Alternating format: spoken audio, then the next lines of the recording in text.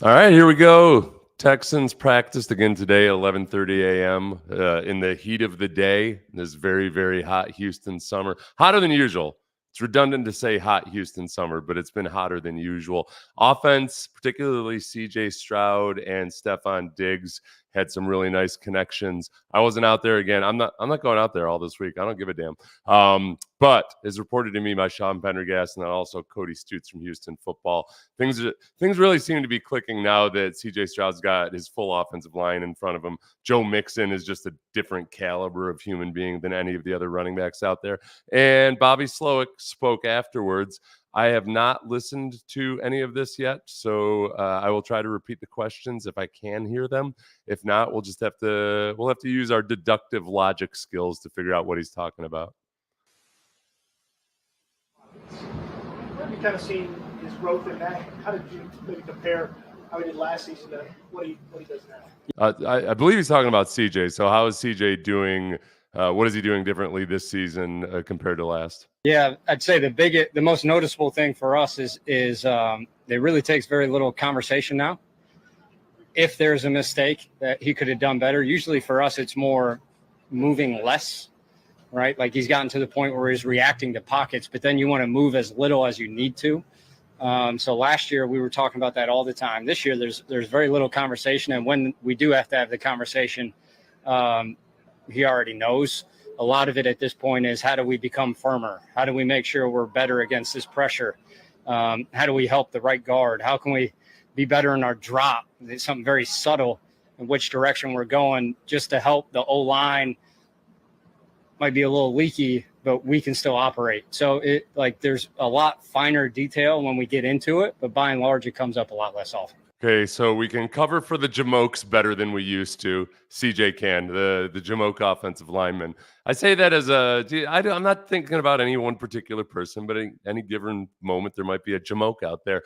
The as little movement as possible so you can get back to a solid base and make a good throw.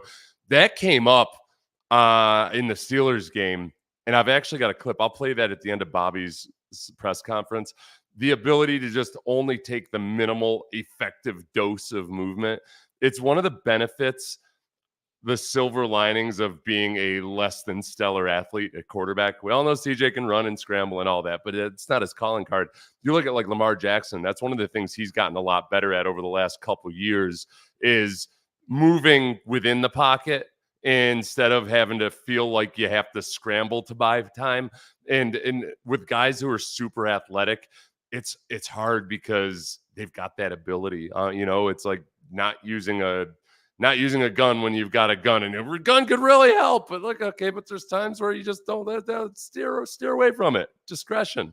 And I think CJ showed a really good example on the throw to Cade Stover, and I'll show that at the end of the press conference. I'm glad you brought this up, Bobby. Bobby, how much is it? Go ahead, John. I get the sense that Nico is receiving. He's coming off his best year of his career, and then you all added, another top tier receiver. How has he handled that? Okay. How has Nico Collins handled this second year coming off of his best year? How has he handled that? He's exactly what you want. Nico doesn't change. He puts his head down and he works every day. Doesn't matter what time of year it is. It could be the off season. It could be in season. He could be fighting through an injury. He could be 100% healthy out there grinding. I mean, he's one of the more consistent players we have, which is why he's so fun to be around. I mean, he's got great energy. He's a great young man and a really good receiver. And I mean, the way he goes about his business is as professional as you could be. He's fun to coach. Yeah, that CJ, he's one of the guys, excuse me, not CJ, Nico. Corrected myself. Nico's that guy that you didn't worry about in terms of him getting a contract and it all of a sudden changing him. He genuinely didn't seem all that caught up in whether he got a new contract or not. Again, looking for some kind of maybe positives in the negatives. It's good sometimes when a guy has it to do it the hard way. And Nico saw how tough it can be when you don't have the same coordinator, when you don't have a quarterback like CJ Stroud throwing you the football, et cetera, et cetera. I don't say that as a slight against Davis Mills. Davis Mills, he was also dealing with being dealt the hand he was dealt. But in that when he had that 1 year of success, but also had felt the sting of injuries and knows his football mortality, I think he probably just appreciates it, and he's not pocket watching everybody else and the other receivers for how much money they're getting. So I feel very good about that. Nico's been the same guy he's ever been, just out there working hard. How good does it feel to have your whole offensive line back? And does that change any of the scripted play calling that you do in training camp? Okay, having your whole offensive line available, does it change any of your scripted play calls during training camp? This will be, for those of you who don't know, the Texans offensive line has been healthy and out there at practice. All 5 starters this week. It definitely changes some of the scripting. Everything we do scripting wise, like we're not necessarily trying to always put our guys in camp in the best position possible. Sometimes you want to see guys have to fight through some adversity or some tough looks or sometimes they're really going to have to strain to get something done. And you bank those reps as you go through camp. You're able to talk about them really at every position. So that goes from the O-line to the receivers, tight ends, backs, quarterback. And once you get guys returning back to the field, you really have to make sure that they're not missing stuff that you've already hit, right? So we might be coaching, I'll use Brevin as an example. And Dalton Schultz might not have ever gotten a rep of what we're talking to Brevin about. Dalton has to find a way to bank that rep, to learn from Brevin's rep. And then as you go through camp and guys start to come back, say Dalton came back, it's our job as coaches, scripting-wise, to make sure Dalton gets an opportunity at that situation, just to make sure it's hammered in there. So scripting, it definitely plays a factor as far as how the O-line is with everybody back out there. It's just, being a cohesive unit up front is a really big deal. That's a part of training camp that sometimes you forget. I forget about this, even though I lived through it. The offense and the defense, aside from just, bringing guys along individually or installing the offense or what have you, they really want everybody to get a taste of everything that might come during the season. So you want to install everything, see what guys might have problems with, what looks really good, but then also just try to burn it a little bit into everybody's muscle memory so that all of a sudden you might be working on some concept that you don't use the first 12 weeks of the season. Then all of a sudden in week 13, you want to be able to dial it up in a Wednesday game plan, have some guys have some recall and recollection, and then the learning curve isn't as steep during the week. So trying to get those guys out there, like in some ways with the starting offensive linemen out there, they might reset and go back to square one in some regards. As far as the actual game planning, which this week the coaches rarely game plan specifically for the preseason opponent, or if they do, it's really not all that much.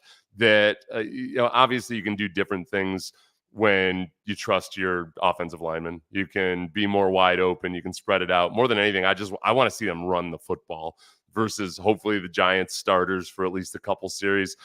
Let's really see if they want to be an elite offense. You got to be able to run the football, specifically in the red zone. If CJ has a rushing attack behind him or in front of him in the red zone, that opens up so many windows here. That as good as he was last year, it just makes it that much easier when you've got a viable threat of the run in the red zone.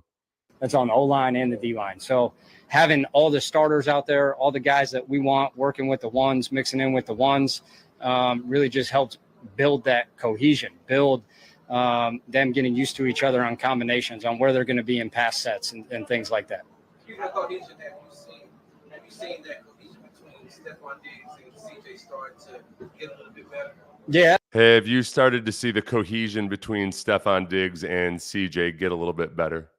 It's looked pretty good. I mean, it's been growing since Steph got here. The amount of time those two have put in together with no one else around, no one watching, no video cameras filming for coaches. You guys not here, like they're making sure they're putting the work in. We saw it on Instagram, Bobby, and we've known that, and we see it a lot of times before it comes to fruition in practice and in team periods. You can see it in routes on air.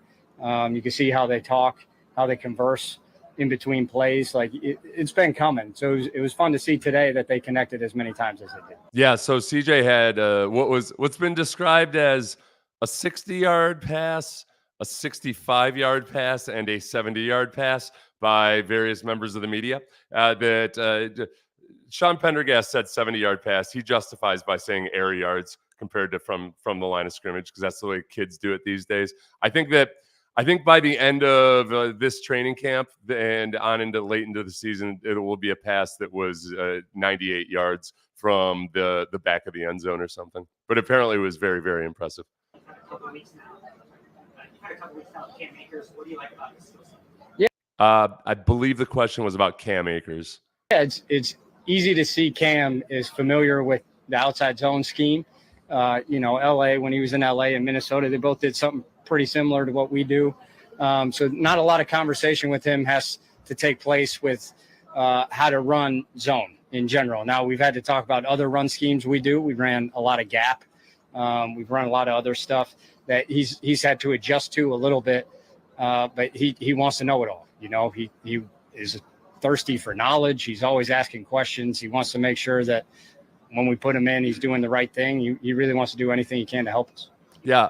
I don't want to get overly excited about Cam Akers just because of the injury situation, et cetera, et cetera. As far as that goes with Dameon Pierce, I'm glad that Bobby mentioned that, hey, it's not like all they run is zone blocking. It's just that they want to be able to come up to the line and have the defense fear or respect anything in the playbook. And the limitation with Dameon is that, man, as much as he does best with old school gap scheme blocking, he doesn't present that bind to a defense that somebody like Joe Mixon or a healthy Cam Akers or somebody else who can run the whole playbook effectively. So that's where we are right now with Dameon Pierce. And I know a lot of you watched the video I did the other day. It showed the one slow read that Dameon had. I think there still is room for it to click for him. And I still do think that they're probably looking at him like a guy that, all right, we can use him in spells and in certain situations, what have you, but just it's got to be limited right now as long as Joe Mixon is healthy. But we'll see. He's got this will probably be the last opportunity for Dameon to play behind a starting offensive line against defensive starters in this Giants game. The Rams combined practices, that'll be interesting. That could be more diagnostic than obviously just practicing against your own guys. So I'm excited to see that. Can you talk about the following? He was the top, kind of caller. Do you still see that kind of burst exposure talent that made him kind of a player like that? Yeah. Okay. I think the question was, do you still see that same versatility and talent that made him a player back before he was injured? One of you had the same question. I'll answer this afterwards. I think it's easy to see in these preseason games, the way he's gone out and he's made plays. He's made people miss in space. He's been at the right spot. He's had, I think, almost no mental mistakes, maybe one, but extremely reliable. You see all that. Yeah, and that's how he's looked in practice from day one. I was kind of surprised to see him out on the field. The must have been the day after he signed during practice. And like I've said before, if you told me to go pick out the guy who's coming off of double Achilles tendon tears, not at the same time. He didn't pull the old. Was it Derek Newton that tore both his patellars? No, Derek Newton tore one patellar tendon and then tore another one later. Doesn't look like that at all. So some of my skepticism over him, or I guess my hesitancy over Cam Akers, is just that after he came back from that first Achilles tendon tear back in 2021, he wasn't the same guy in the playoffs, and he wasn't the same guy the next year. There was a whole lot of bubbling optimism about him in fantasy circles, especially. And the Rams just were not getting out of him what they wanted. They tried to trade him in 2022. They tried to trade him again in 2023, and they did successfully to the Vikings.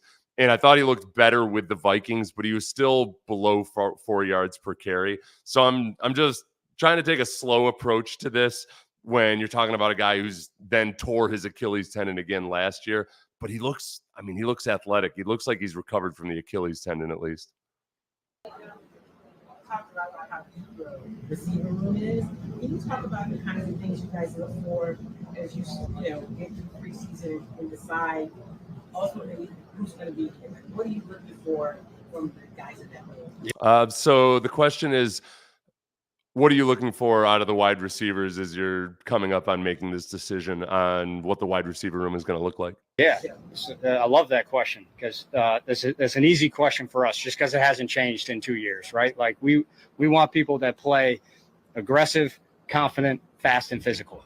And really, the more we're on the field and we go play in preseason games, I think it'll show as we go through this. It definitely has started to show in camp. The guys that wind up over the course of camp making a lot of plays are the guys that play with that mindset.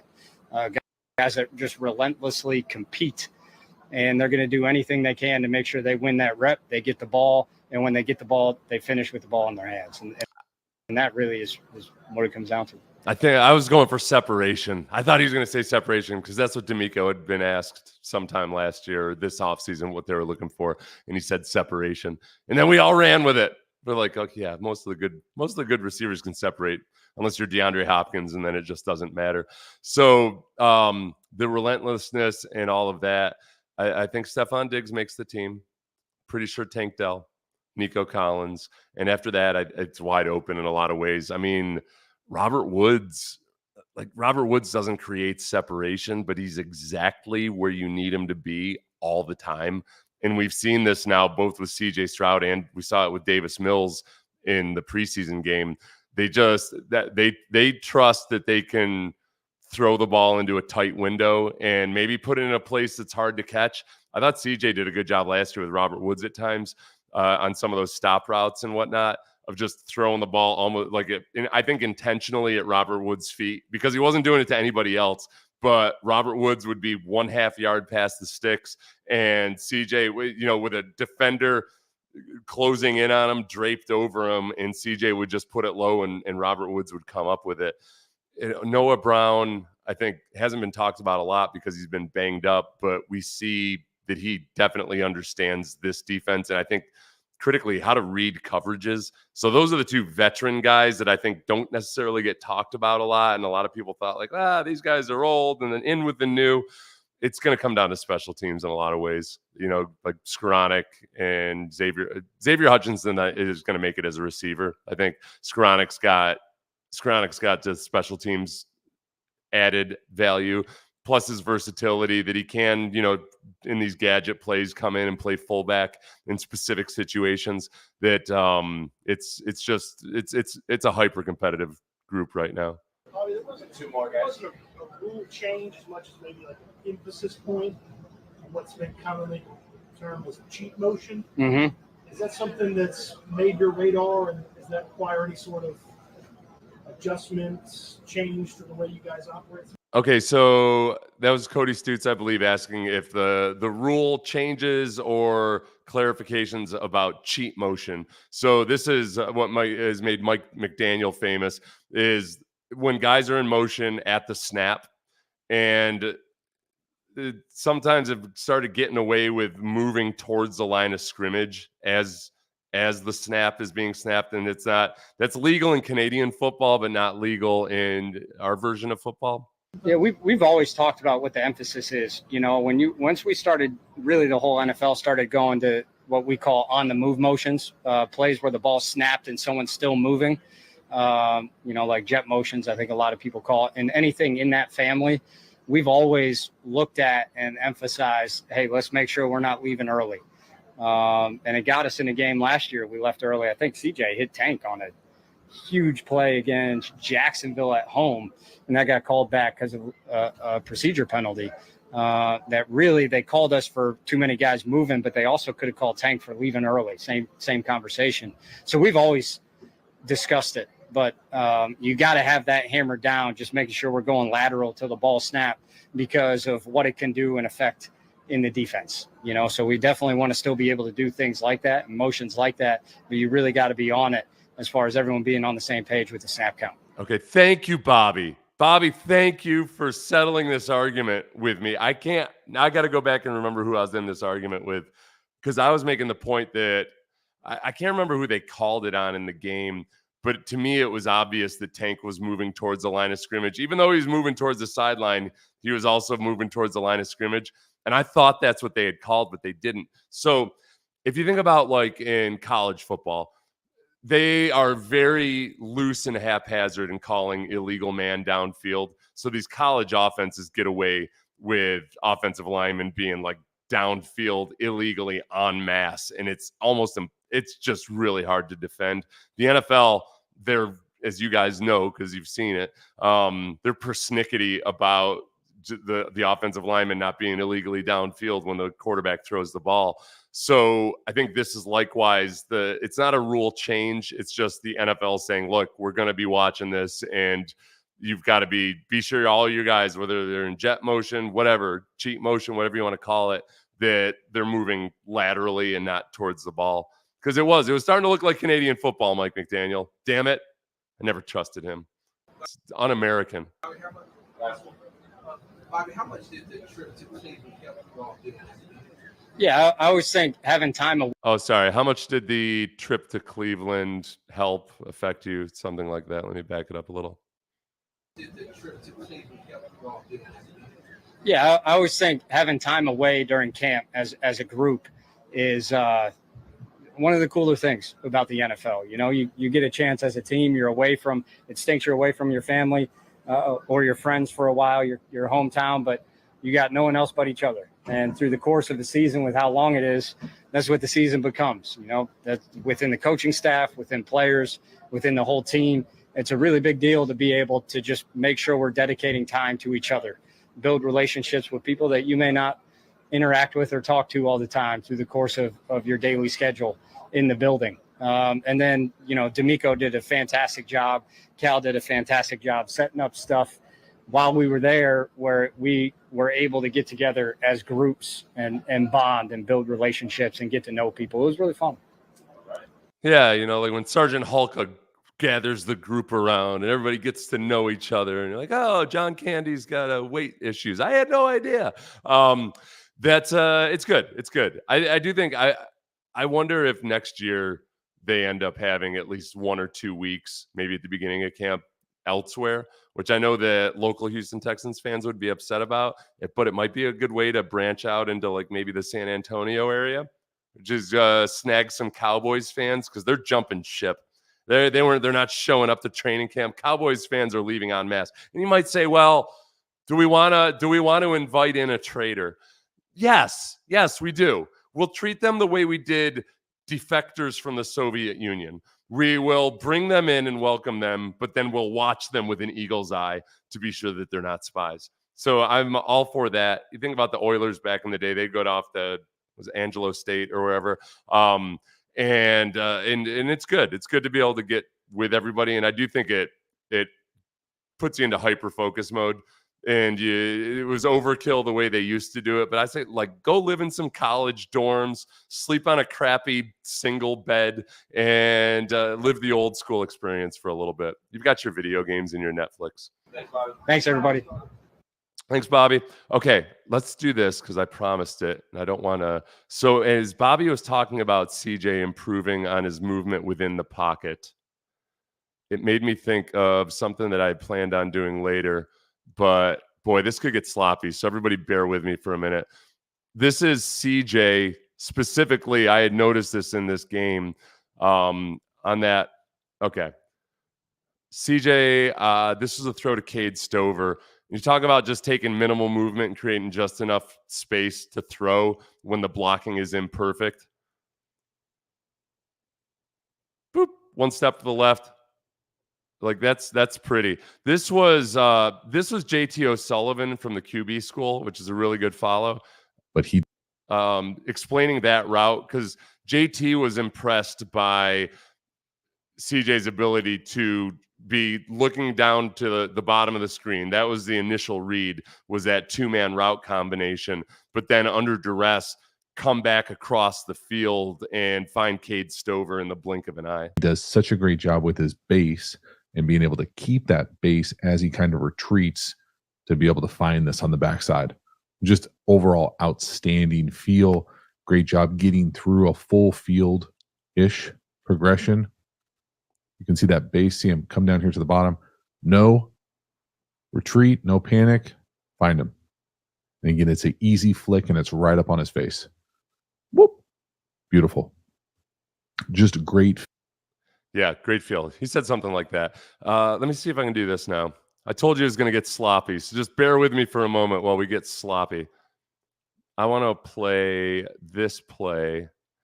This was from later in the game, just to kind of show you some of the stuff that was going on in that game where, it didn't feel like the offense was doing much, and then CJ hits Tank Dell, and off you go. That first throw to Cade Stover was very, very impressive. But if we look at, why aren't you doing it? Present. Oh, here we go.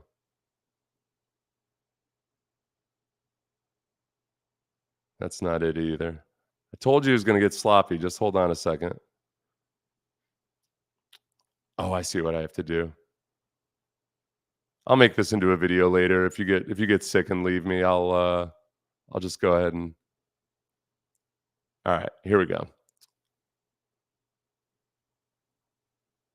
Add to stage. Okay, so this is going to be a bootleg. Let me get down here. So, like, nothing exciting here, right? Guy in his face immediately, and he dumps it off. I saw JT O'Sullivan talk about this, and he thought that CJ should have gotten rid of it earlier, so he didn't take the hit. I'm okay with it because I think it's a preseason game where he knows he's only out there for one series, so I think he might have been pressing a little bit. But this is where we talk about when it comes to not game planning for your opponent. So right here, it's play action. So everybody's going to start off to their left, try to make it like it's a zone run to the left. But Dalton Schultz is in a position where he's got to block this guy for a little bit before he releases, but they want to make it look like run. So he's going to take a step inside before he tries to block, and it doesn't work out. As you might remember, he didn't really stop him at all. So as soon as CJ turns, that dude's on him. CJ's trying to make the decision right there of whether he should make the throw real quickly or not. But Dalton Schultz has got this linebacker behind him that knows exactly what the deal is. So CJ exercised discretion, got out of there. I mean, takes a hit, but gets rid of the football. That was the smart play. You could argue about whether he should have done it sooner or later. The problem I have with this play and the way it was executed, or maybe the way that, like some teams will just have Dalton Schultz go immediately to that guy and try to get on his outside shoulder to, so that the guy has to rush inside or try to fight Dalton before Dalton releases, and then CJ can just dump it over. The problem is they kind of only go halfway here. Instead of Dalton Schultz stepping down really hard to make it look like run, he kind of just leans his shoulder in it. And then this linebacker, and if you're game planning for an opponent, you'd have a better bead on how susceptible this guy is to the play action. Watch this linebacker. Like, he's like, oh, that's my guy. Something is amiss. Goes back just to check to be sure. And then he's right on Dalton. So that's whether structure of the play or whether they just need to execute or it needs to be game planned better. That's the stuff that happens.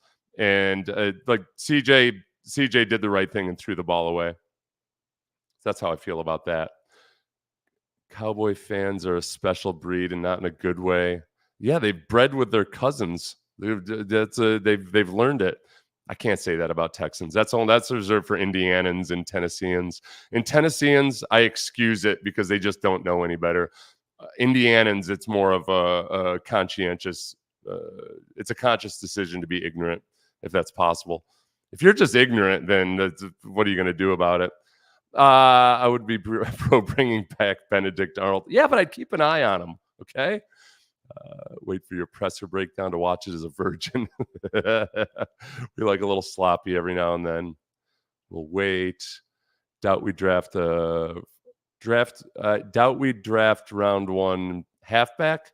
My guess would be DT or O-line. Yeah, if it's a halfback, that's like because you're in that territory of you're picking late in the first round, and just like the Chiefs or the Patriots back in the day, back when they were awesome, before they are whatever they are now. Coach Stover and KJ, yes, I'm giddy about that as well. I think CJ's going to be like CJ's going to or Stover's going to get his targets. I wouldn't predict incredible rookie of the year type success or anything, just because there's a lot of like valid options out there. But I think because Stover has a really good feel for route running and everything for a guy that's only been playing the position for a couple years, and because he already has a relationship for CJ, and because you have Dalton Schultz, who's a receiving threat on the other side of him, yeah, he's gonna get his targets. It might just come in fits and starts. All right, let's get into Matt Burke here. Matt Burke, defensive coordinator for the Houston Texans. He's always fun at the beginning of these things. Who's up? Of course. At the way the defensive line's getting off the ball, do you see kind of them gelling and the timing and everything with everybody wanting to lose their stuff? Yeah. So I think he's talking about the defensive line gelling. Let me listen to that again. Who's up? Of course. At the way the defensive line's getting off the ball, do you see kind of them gelling and the timing and everything with everybody? Yeah, so with the way the defensive line is coming off the ball, do you see them getting their timing, and are they gelling? Yeah, sure. I mean, that's obviously, when we talk about bringing some new guys into the system and sort of developing that attack mentality and the techniques we ask those guys to play, obviously the more work and the more reps they get at it, and we're kind of getting to that point of the year where it's really starting to come to fruition. So it's fun to see those guys. And that's not me. That's it's, I'd say this, the D-line, more than any position, as an end. Oh, yeah.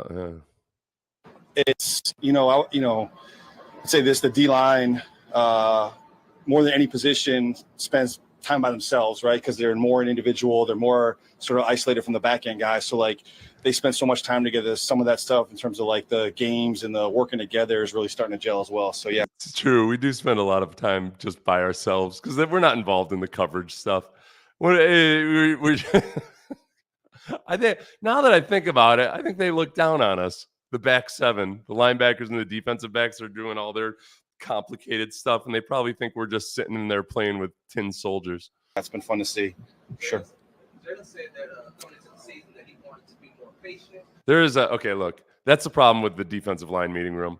It's that the guys and the linebackers and the defensive backs, they have to spend a lot of time working on the coverages and everything, and it leaves the defensive line with just hours and hours of time to meet and not actually all that much to talk about. That's where it gets it's a drag sometimes. So you try to break it up. If you're a good D-line coach, you understand that most of us defensive linemen are probably undiagnosed ADHD. So get them out every so and you do a walkthrough. Have somebody give his life story or something. Break it up a little bit. And he also wanted to play with controlled aggression, but now that he's been moving in and out of different positions, more aggressive. Have you seen him be able to have that balance? Absolutely. So I believe the question is about Jaylen Pitre finding the balance between aggression and playing more conservatively.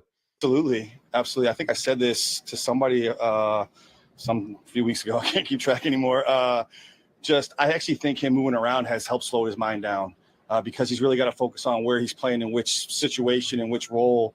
And so it's kind of just like honed his focus a little bit. But like, I think if you guys remember the second play of the game on that trap that we had, he's blitzing on that, and Pittsburgh double cadence try to get him to show. So, I mean, in terms of like the control, like last year he gets so eager to blitz, he would be like creeping up there and then they'd see it and check out his stuff. And he just stood there like this and held it. And then on the snap, like he knifed it in there and kind of cleaned it up. So I think like stuff like that are real examples of him just like slowing his mind down and like controlling the game. He's one of our like emotional leaders, obviously. And he's such like a hype man. Like I think he has to pull himself in sometimes, but I think it's been showing a lot out here. It's allowing him to make all the plays you guys are seeing him make.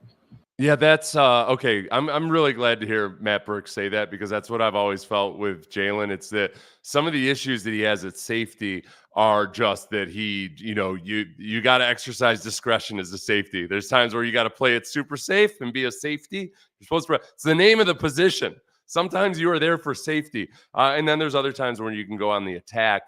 And what he's talking about there on the second play of the game, I broke that down if you want to go back and watch about midway through the Dameon Pierce video I did a couple days ago, I showed a play where Foley Fatukasi and Mario Edwards just destroyed an inside trap. It was beautiful. But also on that play, Jaylen is pretty deep and did wait until the snap so the quarterback wouldn't get a beat on it or figure it out, and he came flying in. And I think he kamikazed Futakasi more so than he hit the running back. But it was perfect. It was perfect. Same thing happened in the Colts game. That linebacker that got up in CJ's face last year and basically cost the Broncos that game because he got a flag after the Broncos had stopped the Texans on 4th and 2. He had a really well-timed blitz versus the Colts, and it caught him by surprise. And I'm going to break that play down tonight or tomorrow. Unfortunately, Anthony Richardson's performance wasn't nearly as bad as social media led me to believe at first. There were very good reasons for some of Anthony Richardson's poor throws or plays in that game. I was devastated to learn it when I went back and watched. But that linebacker did a good job. Cushing used to be that way as a young player. He'd go, I'm blitzing. I want to blitz. And he'd get up, and good quarterbacks could tell the difference between when he was actually blitzing and when he was sugaring. And he got better as he got older. It's just that youthful exuberance sometimes with guys like Jaylen Pitre or Brian Cushing or whomever else, where they got to learn how smart the quarterbacks are. They got to learn how smart some of the offensive linemen are. And that you start to you give any kind of tell like that, and a good quarterback just carves you up. Because not only do they know you're blitzing, but they know where the void is going to be and where the soft spots in the coverage are and how you're probably going to rotate. So that's really good, a really good sign out of Jaylen Pitre. In that game, he started off on the very first play of the game playing free safety. He was deep free safety, and I was happy to see that he didn't enter the frame until later in the play, because it meant that he was just taking it easy. He was surveying the field. He was checking everything before he came up and was aggressive. That's what you want. And then they had him playing nickel linebacker. I'm not going to call him a slot corner because he's in there on nickel as a nickel linebacker. I don't think when they need somebody to cover a really good slot receiver man on man, I don't think it's going to often be Jaylen Pitre. They're going to look at him as kind of he's going to be a linebacker / defensive back hybrid. But I'm pleased so far. I was very, very skeptical, as many of you know, for a while. But I'm feeling better about what I think they have planned for him. There's a lot of conversation about Stephon Diggs' attitude, his energy, from a skill set standpoint. I'm sorry, I can't hear you. Stephon Diggs, there's been a lot of his energy, his attitude, from a skill set standpoint. How is he stacked up to previous years of watching him on tape? Okay, so how is Stephon Diggs stacked up from a skill set compared to previous years when you've watched him or played against him? Yeah, I mean, same. He's always a hard cover. I've gone against him a few times in my past. Just like he's such the precision route running, and then like the understanding of leverage and stuff, of getting open. And he's got wicked hands, like the ball's in his vicinity.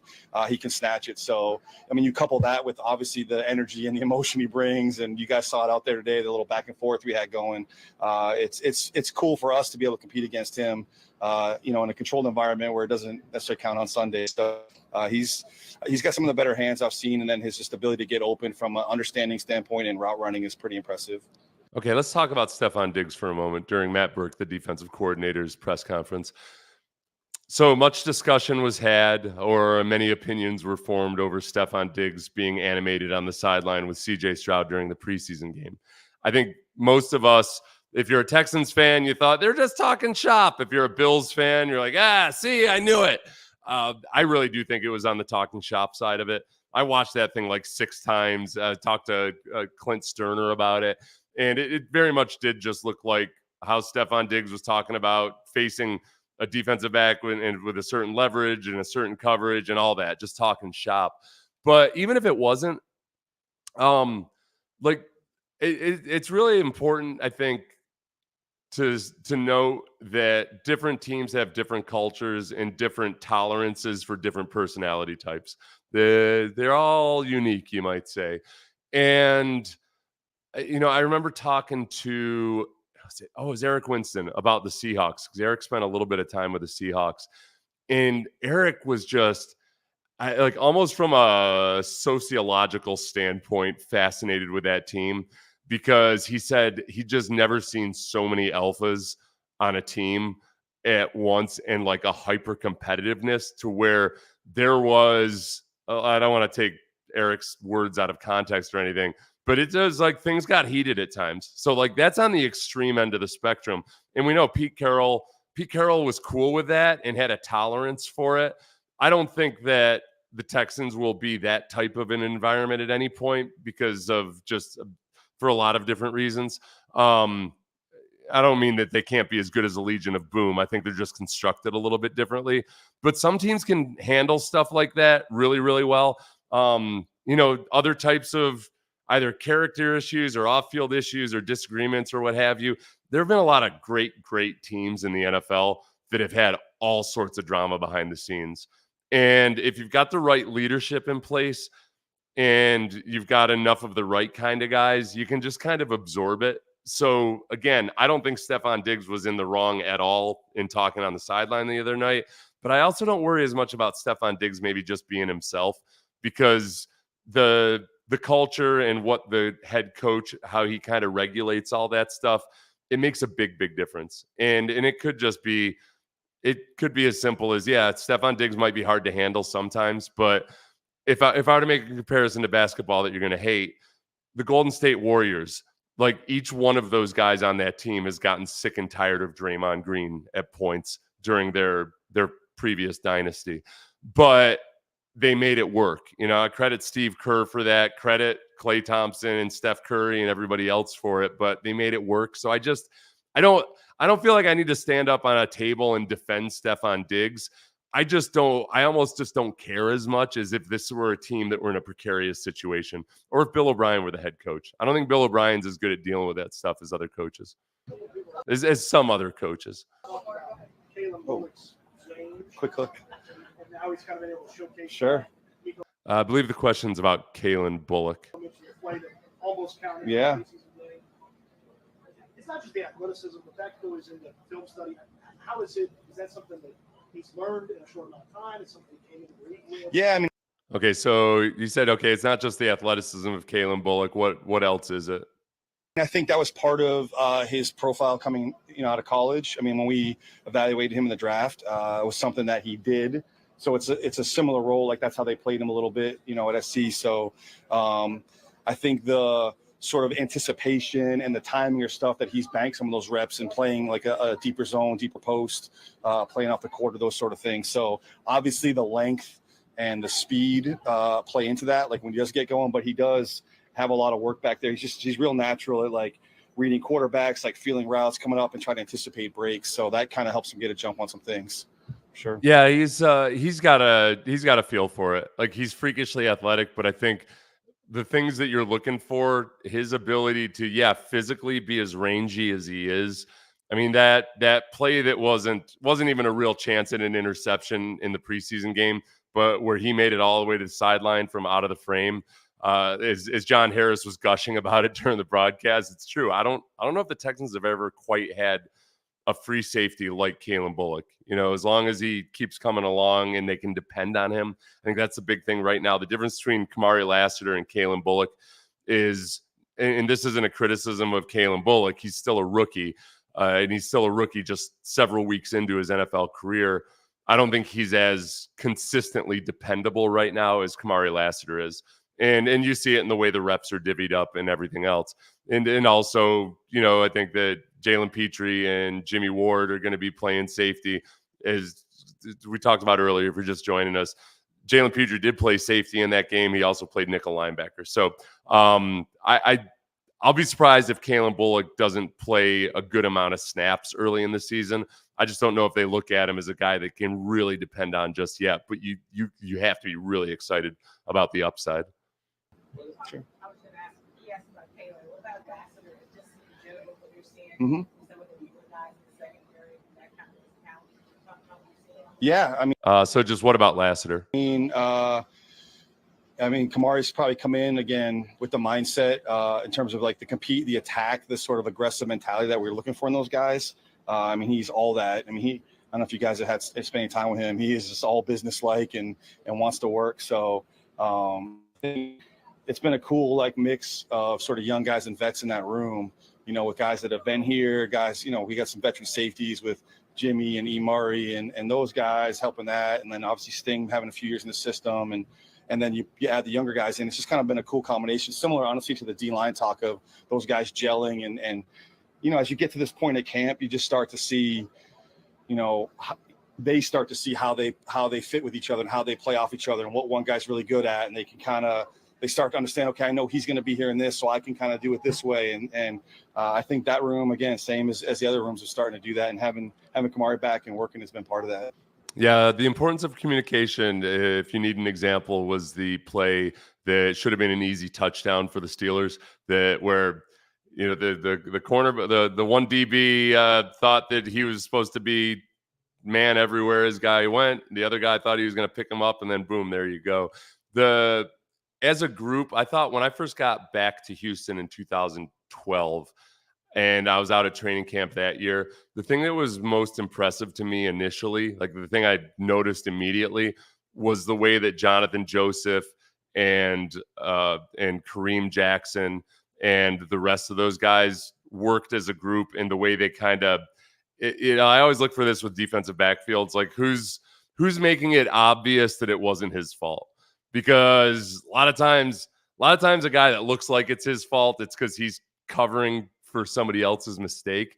In the really good units on television, you can see will not point fingers or blame or anything immediately after the play. Even if a guy looks like he just got roasted on national television, but it wasn't his fault, you don't go pointing the finger immediately. And there's a trust element there that where you need to be operating as a group. And I think that these guys show a lot of signs of that. There's a lot of veteran leadership all over the place on this team. Sorry, I'm sorry. Yeah, those fans are loud out there. Yeah. Yeah, I mean, the question, I believe, was what sticks out about Kain Bullock?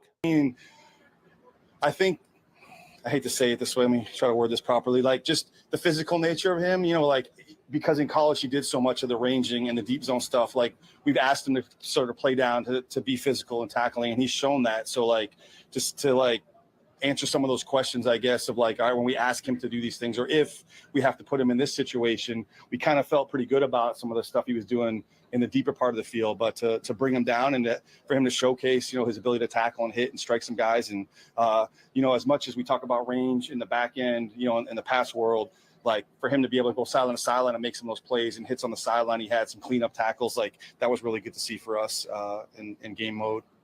Yeah, and dislodge a football from a tight end, and then he learned his lesson. He didn't have any moments like that in the game where he got up and celebrated while the ball was still in play. That's good. I will excuse any of that rookie behavior right up until the regular season begins. But I think he was they knew he was willing to tackle. It's a question of, all right, man, he's such a stringy dude. Is he going to be able to do it at the NFL level? And I think I don't like making this comparison because look, Jack Lambert. Jack Lambert was a skinny dude, and yet one of the most feared dudes in the NFL, in NFL history.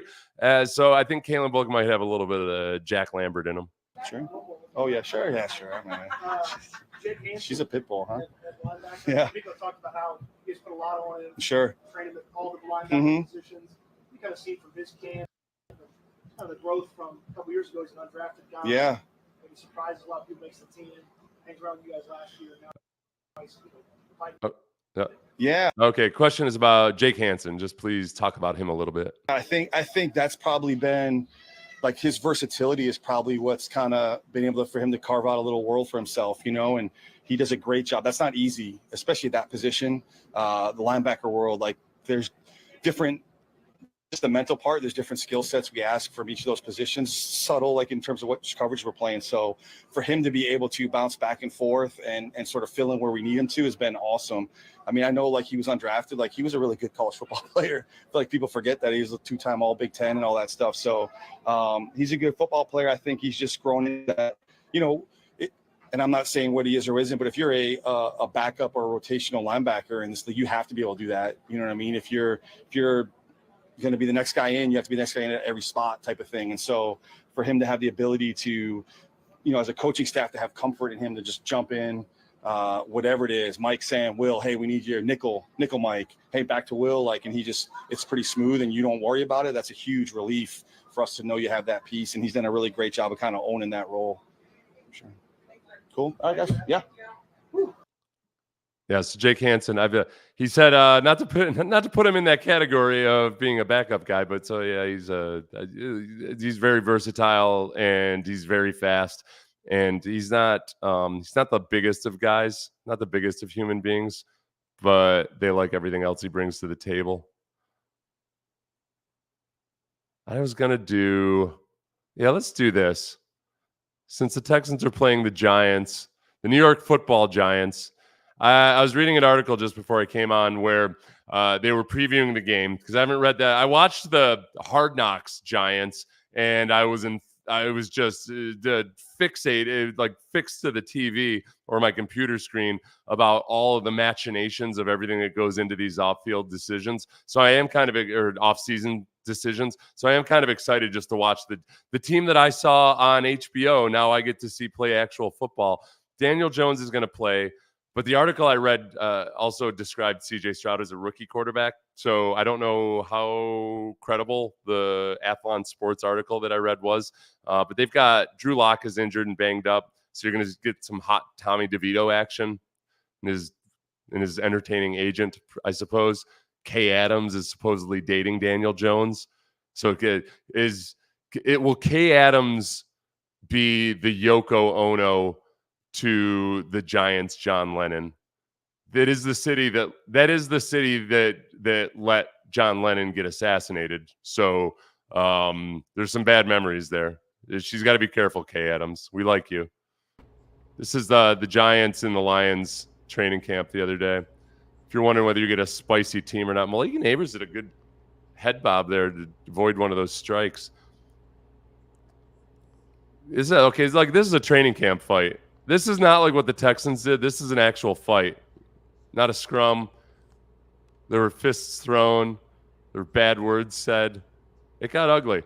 Just one more time. Remember, Malik Neighbors, they felt better about perhaps from a character standpoint than his running mate at LSU. So there's that. This is Jod Mayo, relevant to the whole fighting and training camp issue. Jod Mayo saying something along the lines of what D'Amico said, but even more interesting because of what Jod Mayo says his punishment is for guys who fight during training camp.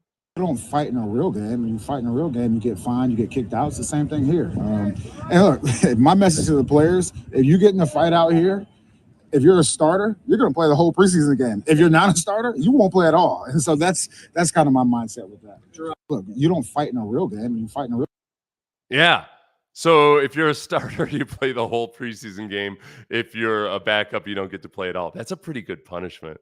That's an interesting. I like that Hammurabi's code. That's a put it on a stone tablet and have it up there. I thought the best instance. Sean and I talked about this morning. Of why you don't want guys to fight in practice so they can train not fighting in a game was CJ Stroud versus the Broncos last year, where that linebacker got up in CJ Stroud's face and CJ stood his ground, may have given him a little bit of a headbutt, but they give the quarterback the benefit of the doubt, especially when the linebacker was just coming after CJ. And that ended up being, okay, I wish Sean hadn't gone back and looked at the play-by-play, because in my mind was, man, that linebacker cost the Broncos that game because it had been the Texans had been stopped on 4th and 2, and the linebacker went up and went after CJ. They ended up getting a flag, and the Texans scored a touchdown. Sean remembered, because he remembers everything, that was the touchdown where Tank Tell got injured.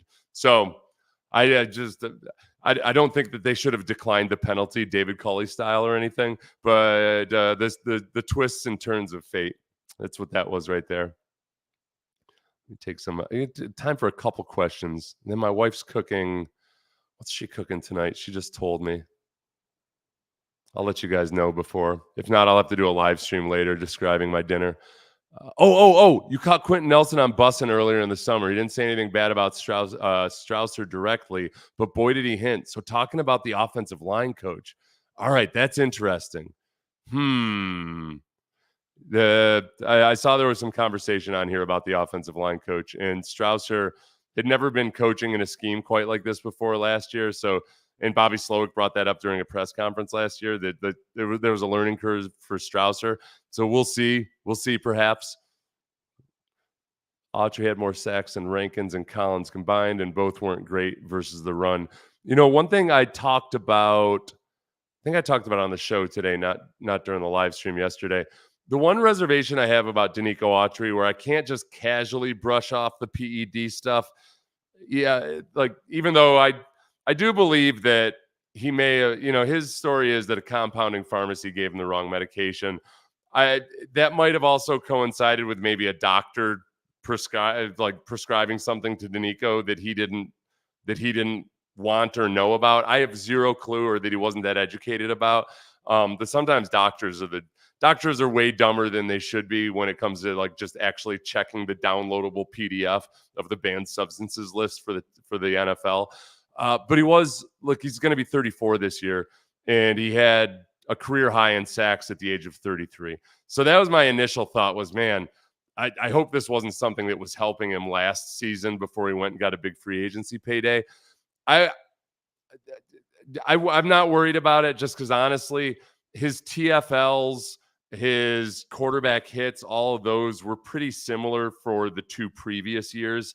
And you know how it goes with sacks. There's a little bit of luck involved into how many total sacks you do or don't get in any given season. So I think 2 years prior, he'd had 10 sacks. And then last year, he ends up having 11 and a half or 12, whatever it was. I don't think there was all of a sudden a surge in his play in his 33-year-old season. I think it was just hopefully exactly what he said it was, which was some kind of a mix-up or miscommunication or something. It does happen. Everybody uses that excuse, so nobody believes it when somebody says it, and yet there are documented instances of that happening. And it's a guy it's not like he'd been sauced up his entire career or anything, so I'm not overly worried about that. Let me take one more. I'm going to pick it at random. Also, I wonder if I should address something. All right. Yeah, let me address this. I'm going to pull up something. I don't want to disclose this user, but I need to address this because I know I know that sometimes people who are very close to the players watch this channel. I've had parents come up to me and tell me they watch the channel at various times. So let's get something out in the open right now. Comments. The other thing I've noticed about YouTube comments, I don't know if you guys have noticed this or not. It's really annoying because people don't come back to them. There's times I want to debate somebody, or like somebody criticizes or disagrees with something I said, and I'll have a nice response to it. But then like nothing. I never hear from the person again. And I don't think they're ducking me or anything. I think it's just you don't go back and check this. You don't go back and check your YouTube comments the way you go and check Twitter or something like that. All right, let me get this. I want to get this I want to get the person's name out of here. All right. So I did that breakdown of the Dameon Pierce plays the other day where I showed that, there's one play where it totally wasn't Dameon's fault. There was another play where Dameon, aside from some bad blocking in front of him, Dameon did likely make the wrong read. But where is it? Present.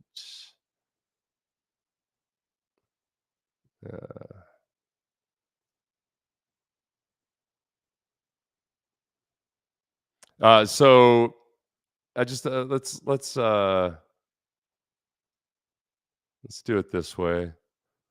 Bring this down. If you guys are sticking with me through this, you're the true heroes, and you should like and subscribe.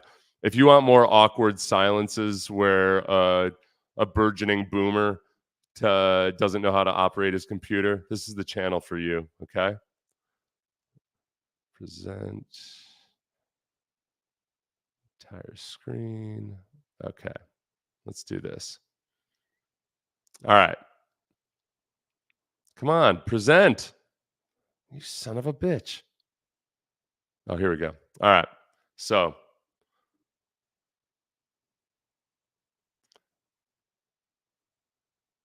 Following the Texans, you should already know that Patterson has never played right guard at any point in his career from high school to current.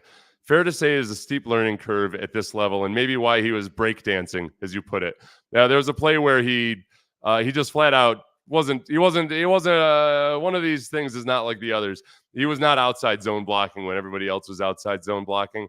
I replied, I don't see how that affects analysis of what happened on that specific play, but I was trying not to use their names for a reason. Like I ended up saying Broker's name, but I did explain that he's more of a guard than a tackle. Like I didn't want to overly criticize the backup offensive lineman for making mistakes on that specific play. Plus, Patterson's a really smart guy. I'm guessing that facing a 3-4 front for the first time this training camp was more the issue for some of the O-linemen that night. The run block rules change. So as far as Patterson, where sometimes when people get hyper defensive about a player, in which I wasn't even really like, I wasn't calling him out by name or anything. Like I can assure you that Patterson was coached on that. Patterson was coached on that play. And if Patterson wants to be or can be the swing interior offensive lineman, there's no way in hell he's not expecting himself to execute the right blocking on that play. So I'm not going to be overly protective of a guy because he didn't play right guard in high school. That's another thing. I do not give a single damn what anybody played in high school. My God, I should know that he didn't play right guard in high school.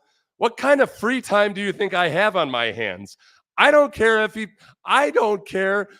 he played tight end in high school. He's trying to be a professional offensive lineman in the National Football League. Okay? So you don't excuse mistakes because, oh, the poor lad's never played there before. Oh dear. Oh gosh, I hope coach gave him a nice hug and some hot cocoa in the locker room afterwards. My God, don't do this if you're very close to Patterson, which I suspect you are. I think Patterson's got a lot of potential. On that play, he was wrong. He was just like clearly wrong. And you don't sugarcoat it or anything. He was like the break dancer at the Olympics. He was not executing the proper choreography. And because of that, he did not medal. But I do like Patterson, and I think he'll be I think he's going to be just fine. And the harder thing about that game was also that they were, as I stated in my reply, they were facing a 3-4 front for the first time. And that matters. The math's all different. The reads are different. The responsibilities are different. And it doesn't excuse the poor play of the offensive line, but it's something to consider that, all right, when they're not really game planning for the opponent, that maybe there would be some sloppiness in that regard. They're not out there doing scout team stuff yet or anything. And hopefully that gets cleaned up. And I'm hoping that this week where CJ D'Amico is treated this much more like a normal game week, and they're doing tomorrow the practice is going to be inside Energy Stadium. That maybe they game plan a little bit for the Giants. You don't want to overly game plan for an opponent for a game that doesn't really matter. But sometimes I've always wondered about this. You want to put guys in position to succeed. And one of the hazards of training camp is that the guys who do really good, guys who are super athletic and can do really well without having to absorb a huge game plan or anything, those guys tend to thrive in training camp.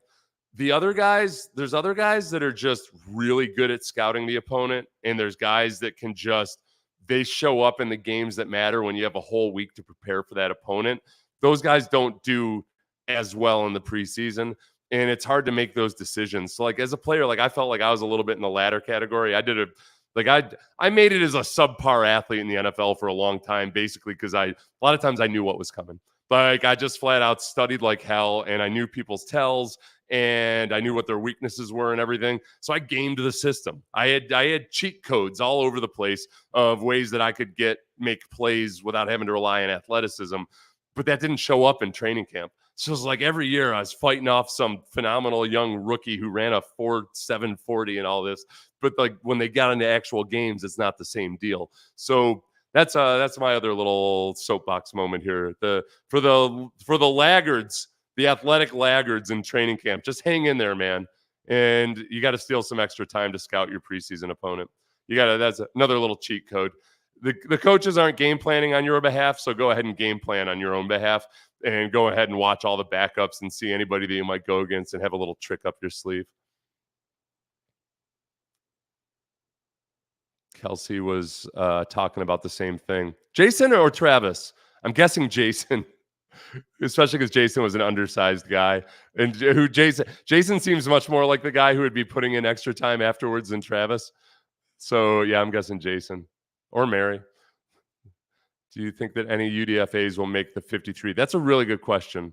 Boy, give me a suggestion because no names are popping to my mind right this moment. I do think there will be at least a few guys out there that like haven't captured the media's attention or the fans' attention or what have you, because it's, when you're watching the rookies and you're watching some of the backups and everything else like that. Feldarius Payne is back on the roster now. They're always going against the threes, and you're watching some other drill or something. So, and you're watching it field level. So some of these guys that have started to flash in the third and fourth quarters, there's a good chance that'll be a good topic for next week. Maybe is the UDFAs most likely to make the team, and British Brooks, Tooley, those guys are getting some knowledge or some. I was trying to read and talk at the same time. Those guys are getting some good love at times. All right. Thank you. You're welcome for the response. And yeah, I'm going to get going because my wife's cooking whatever she's cooking. I cook a good amount. All right. I'm not, I do my share around the house. I clean my version of cleaning, which my wife says is more straightening up, but whatever.